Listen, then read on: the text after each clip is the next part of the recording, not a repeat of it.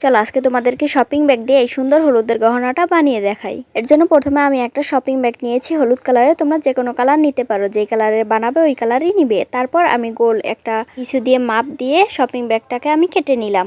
এখন এরকম করে আমি অনেকগুলো বানিয়ে নিয়েছি। এখন একটা শপিং ব্যাগ মাছ বরাবর ভাঁজ দিব, তারপর আর একটা ভাঁজ দিব, তারপর সাইড দিয়ে সেলাই করে নিব। তোমরা দেখলেই বুঝতে পারবে কিভাবে করতেছি। প্রথমে মাছ বরাবর একটা ভাঁজ দিতে হবে, তারপর আর একটা ভাঁজ দিতে হবে, তারপর সাইডের যেই খোলা অংশটা ওই খোলা অংশ দিয়ে সেলাই করে নিতে হবে। এভাবে আমি মোট 10টা পাপড়ি সেলাই করে নিয়েছি। তারপর ভালোভাবে গেট দিয়ে দিতে হবে যাতে ছুটে না যায়। যারা যারা দেখতেছো প্লিজ আমার ইউটিউব চ্যানেলটিকে সাবস্ক্রাইব করে দাও এবং ভিডিওটিতে লাইক করে দাও। সেলাই করা হয়ে গেলে আমি পাপড়িগুলোকে ভালোভাবে ছড়িয়ে নিচ্ছি। এই দেখো কত সুন্দর একটা শপিং ব্যাগের ফুল হয়ে গেল।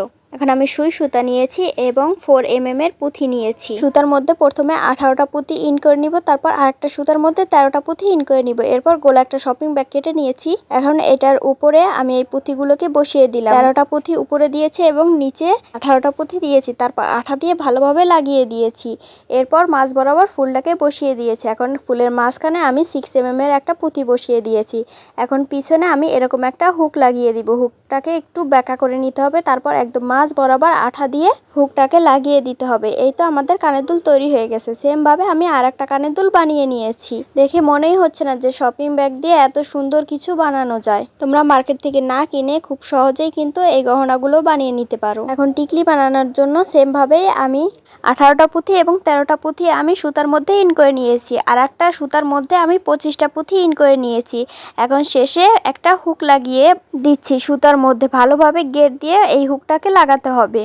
এখন গোল করে একটা শপিং ব্যাগ কেটে নিয়েছি। এটাকে একটা বোর্ডের উপর আঠা দিয়ে লাগিয়ে দিচ্ছি। লাগানো হয়ে গেলে 18টা পুঁথির যেই মালাটা বানিয়েছি এবং 13টা পুঁথির যেই মালাটা বানিয়েছি ওগুলোকে কানের দুলের মতো সেম ভাবে আমি নিচে আঠা দিয়ে লাগিয়ে দিব।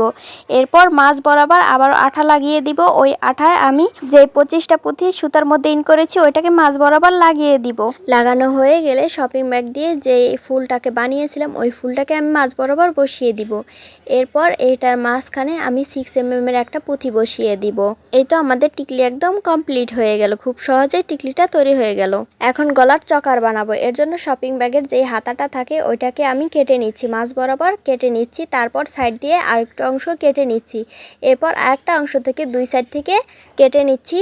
যদি তোমাদের কাছে টার্সেল থাকে তাহলে টার্সেল লাগাতে পারো, আর টার্সেল না থাকলে এভাবে শপিং ব্যাগ দিয়ে তোমরা বাঁধার জন্য ফিতা বানিয়ে নিতে পারো, অথবা সুতাও দিতে পারো, তোমাদের যেটা ইচ্ছা। এরপর আবারও সুই সুতার মধ্যে আমি 4mm এর 18টা করে পুঁথি ইন করে নিয়েছি। এভাবেই আমি 13টাই 18টা করে পুঁথি ইন করে নিয়েছি। এখন এগুলোকে এভাবে বসিয়ে দিব। এরপর ভালোভাবে আঠা দিয়ে লাগিয়ে দিব। আঠাটা শুকিয়ে গেলে এক এক করে শপিং ব্যাগ দিয়ে যেই ফুলগুলো বানিয়েছি ওইগুলো আমি এক এক করে এখানে বসিয়ে দিব। ফুলগুলো বসানো হয়ে গেলে এটার মাঝ বরাবর আমি 6mm এর পুঁথিগুলোকে লাগিয়ে দিব আঠা দিয়ে। তাহলেই আমাদের চকারটা একদম কমপ্লিট হয়ে যাবে। এই তো কত সুন্দর চকার তৈরি হয়ে গেল। এই তো আমাদের গায়ে হলুদের জন্য পুরো সেটটা একদম কমপ্লিট হয়ে গেল।